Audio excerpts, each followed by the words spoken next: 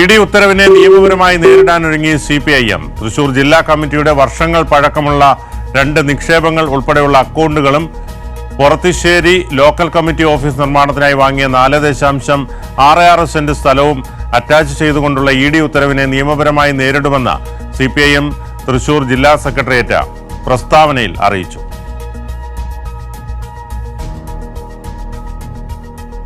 തിയോഫിനുണ്ട് വിശദാംശങ്ങൾ നൽകാൻ. തിയോഫിൻ, എന്താണ് കൂടുതൽ വിവരങ്ങൾ?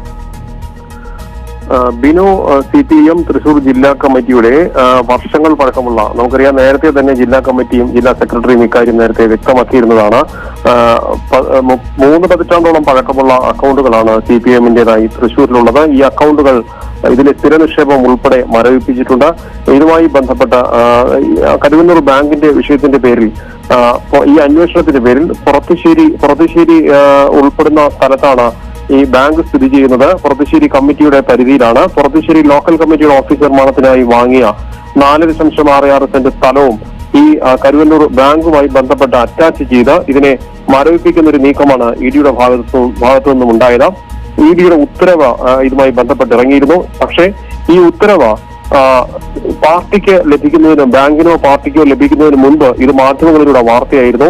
അതുകൊണ്ട് തന്നെയാണ് കഴിഞ്ഞ ദിവസം നമ്മൾ ജില്ലാ സെക്രട്ടറിയുടെ അദ്ദേഹത്തിന്റെ പ്രതികരണം തേടിയപ്പോൾ അദ്ദേഹം പറഞ്ഞത് തനിക്കെന്ന് യാതൊരു ഇതുമായി ബന്ധപ്പെട്ട രേഖകളോ അറിയിപ്പുകളോ ഒന്നും ലഭിച്ചിട്ടില്ല എന്ന് അദ്ദേഹം വ്യക്തമാക്കിയത്.